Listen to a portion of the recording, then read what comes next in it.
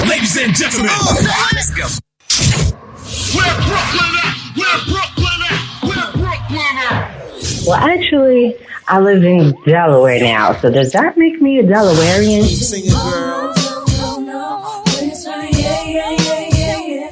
You know, Beyonce is my friend in my head.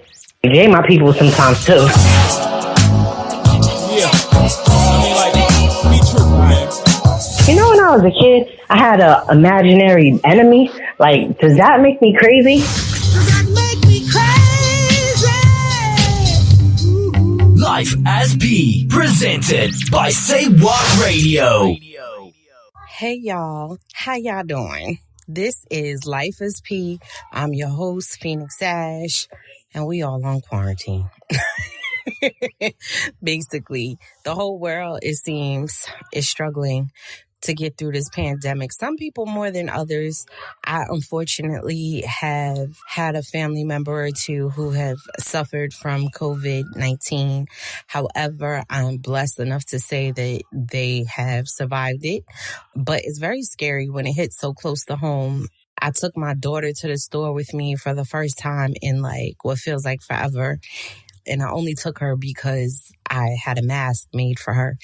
And it's just difficult. It's hard to explain to her why she needs to keep it over her face when she starts to complain that she can't really breathe that well. Helping her learn how to navigate the new world around her is going to be a task. I wasn't really prepared for it. I don't think anybody truly was, but we're all making do. Hopefully you're making do. Hopefully you're not suffering too much. You're not losing your mind in the house or even the fear of having to go to work every day because you're considered essential. Thank you for everything that you do. Thank you for being there. Thank you for allowing the stores to be open so that we can grocery shop. Something so simple that we take for granted. You're amazing that you show up to work every day when you have the mental and spiritual and physical right to say, I'm going to protect myself and I'm going to stay home myself. It doesn't matter that I work at the grocery store. So I appreciate you. If you hear anything in the background at any point, my daughter is watching her YouTube series on the computer and she goes back and forth between a computer and the tablet. And right now she's like occupied. So I'm like, all right, let's do this show while she's occupied. But I can't guarantee that that's going to last. And that kind of brings me to my show's topic, which is take the time that you can. At least the way that my life has been set up recently is I don't have an hour to sit and write anymore. I don't have 2 hours to steal away in the corner and get my laptop and get my words flowing and plan on my creativity. I don't have it. Truth be told, I wasn't taking the best advantage of it when I did, but I definitely am not having it now. So I've had to learn to reshape how I use my time and reshape how I use everything, like down to the minute. Whereas, like I said, Sadia's occupied for a few minutes. I don't know how long this is going to last. So I got to jump in and do what I can, talk out my thoughts as quickly as I possibly can, get it out, get it all on the table. There may be another moment where she's occupied or quiet. We typically do artwork when it's the two of us home together. I get out her paint and I get out her easel.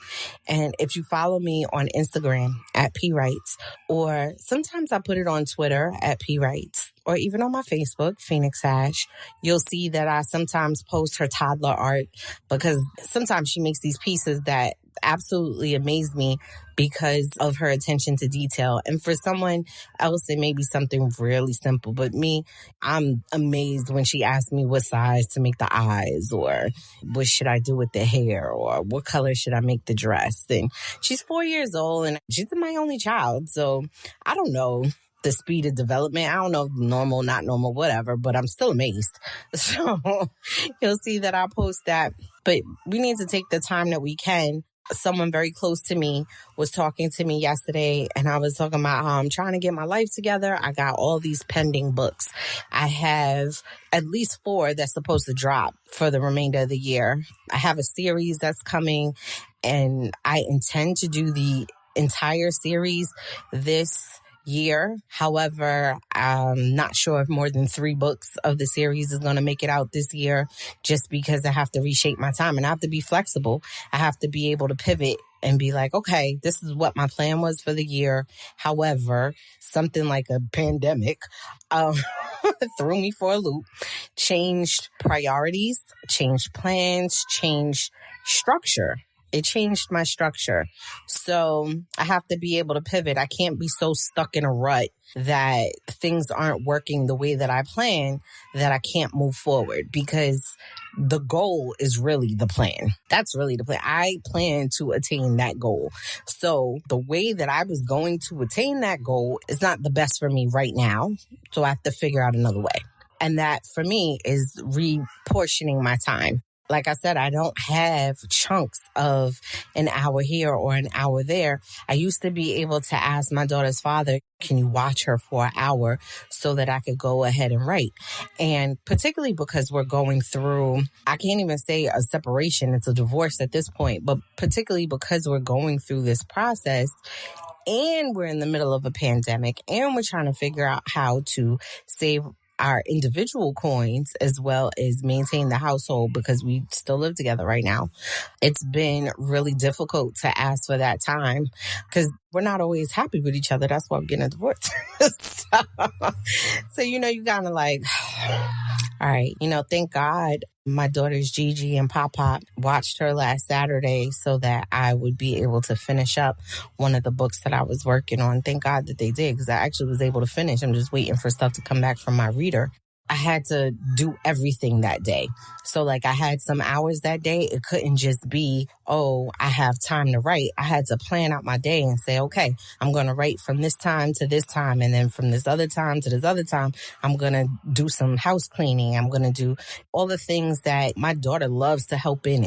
But sometimes that's not the most efficient way, or I want to clean the bathroom with Lysol that got bleach in it. She wants to help me clean the bathroom. I don't want her to help me clean the bathroom because I don't want those fumes. Child, y'all president.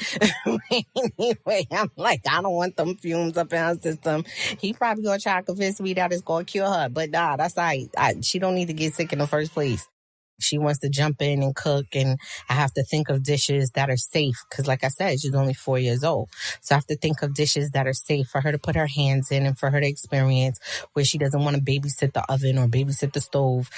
It's difficult. I'll be the first person to tell you, I'm not one of those people who can cook up everything. I probably can follow some type of instruction. I probably can. And very rarely do I make something that is disgusting.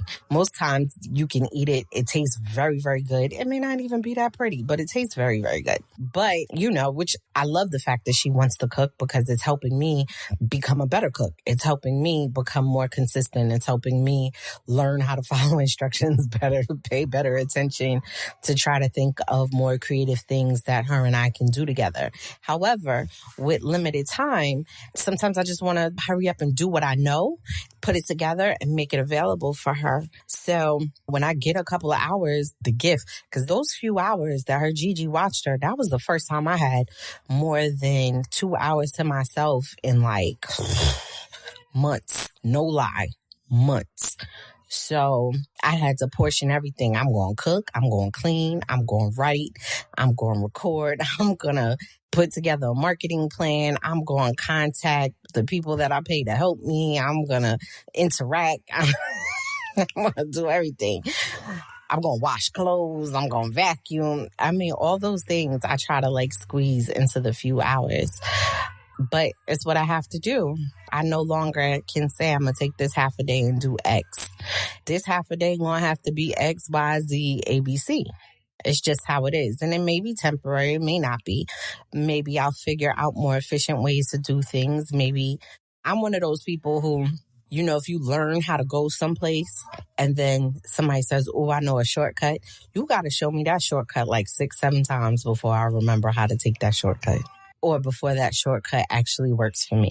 I will go the way I know all the time. This is the way I know. This is the way I know. This is the way I know. So when I have to pivot, It teaches me that I have the ability to expand my mind and figure out something more efficient and figure out a new way for myself. You know, it may not be new to someone else, but a new way for me to practice something. I think that it is most helpful in my writing journey. If you've listened to my show for a while, you know that I've been back and forth with the whole outline thing where I've tried to outline. It seemed to work for a while, but then it didn't seem to work. And I'll give you examples of that. So it worked in terms of I was able to clearly think out my story. How does this happen? What's supposed to work? How is it supposed to go? And give me some sort of path to walk. And I definitely recommend it for other writers, other people who have not had experience with outlining and don't know where to start when writing a book. I definitely recommend it. I have a lot of author friends who outline. A couple of them, because they outline, get through writing a book fairly quickly, on to the next. They've published 20, 30 books while I'm like on 7. But, you know, it's not the number. As long as it comes out and it comes out good, I'm all good with it. But it's helpful because I have so many ideas. It's helpful to keep track of the information. However, what I've realized is that when I outline up front, I will write according to the outline. Sometimes I'll deviate, but somewhere around the middle of the book, I'll lose interest and crave for something else. I don't think I totally know why that is, but I feel like some of that may be because I feel like I've written the story already. And I'm kind of just over the fact like, oh, I've already been through this, even though I didn't. Oh God, now I got to give all the details of what I already know or what I've already communicated. I don't know. And the reason why I think that might be the case is because when I was younger, I would take an exam that had an essay on it. I would write this essay and something in me, I just hated to read over my stuff. I hated to check my work. I hated to do a second draft. I hated it. And it would bite me in the behind every single time because I get my test back and I wouldn't get 100, but I could have had I read over my stuff, had I checked my work. It would bite me in the behind. So I think that same rebellious spirit that didn't want to check over my work is morphing into something else when I've already written this story to some degree. I don't know. I'm sure I'm going to go back to them, but I need a break or whatever. Maybe I was just in it too long, but it seems to be a pattern amongst things that I've outlined. So what I'm learning to do is that kind of like outline in my head. Like I think about it all the way through. I start to write the story. I don't always know where it's going. And then once I get a little bit in, I kind of get an idea that's forming, that's saying, okay, this is what's probably going to happen later on. And then when I get a little further in, then I do like a loose outline and say, okay, this still needs to happen. This still needs to happen. I still want this to happen. I want this to happen. And that's how I sort of combine the styles. That's new for me, but it seems to be working. It got me through Delectable fairly quickly. So that might be my style. I don't know. I'm going to probably write 2 more books like that and then realize like, nah, that ain't it. Maybe. I don't know. But I find that during this time of having to pivot and having to find new ways to take advantage of the little bit of time that I have is developing new skills. Not even purposely, just happenstance. Like that's just how it is.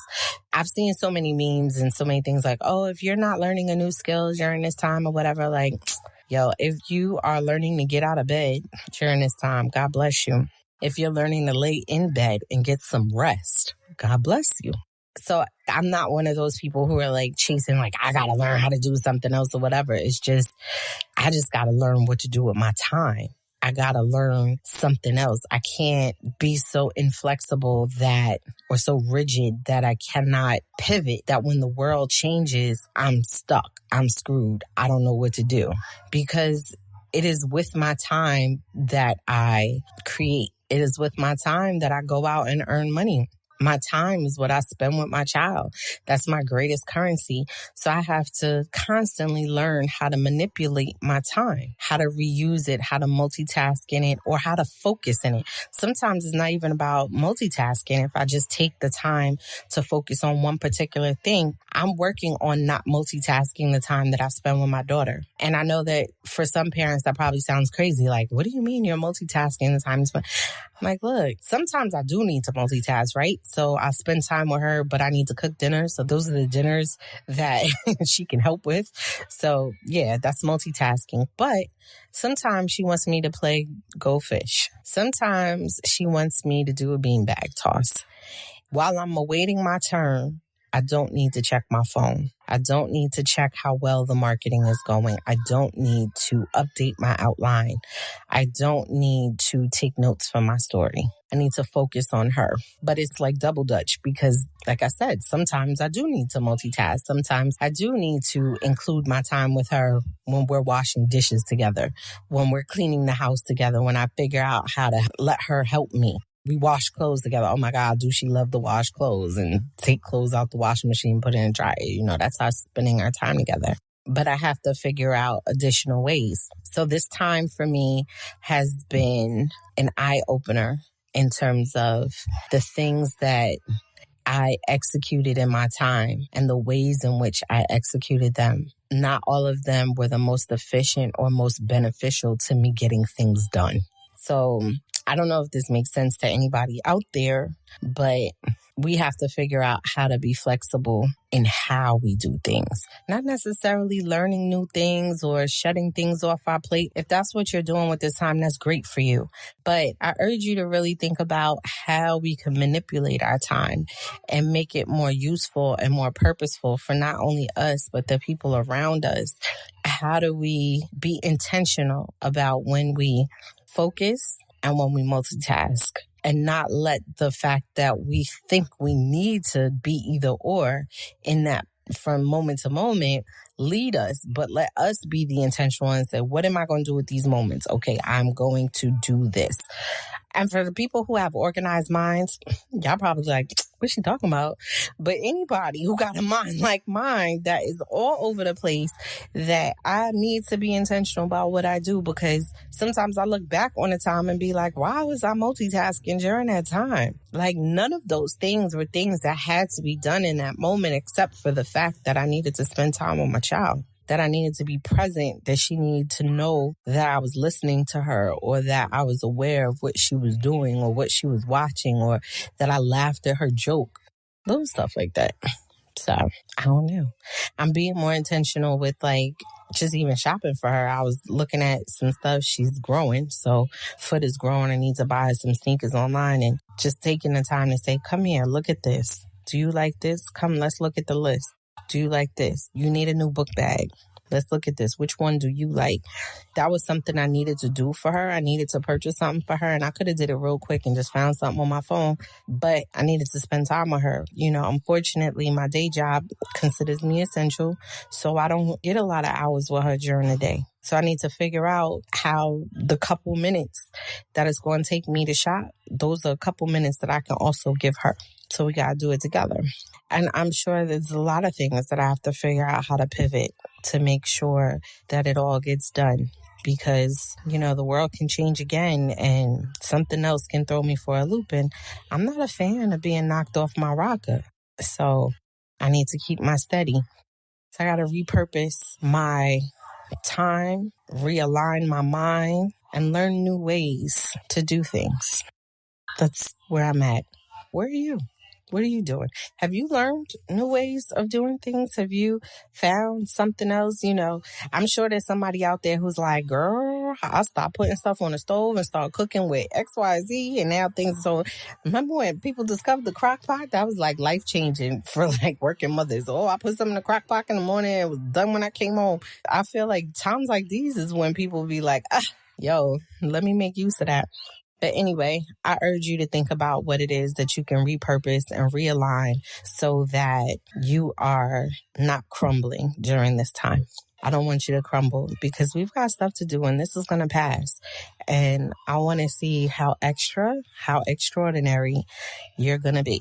All right. If you want to read any of my books, though, if you're sitting there bored and you want to read some books, my latest book, Delectable, is available on Amazon Books. You can get it in paperback. They are delivering my paperbacks. Or you can get at me. I got some I can send out.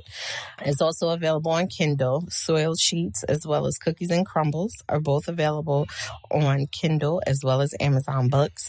My first novel ever was In Her Makeup, and that is available on Kindle Books, Amazon Books, and it's on Audible and Apple Books. I know some people listen to it on Apple Books, so very excited about that. It's been a while since it's been available, so I could use some reviews on it. Anyhow, until next time when we could exchange power, just know that I'm thinking about you. Peace.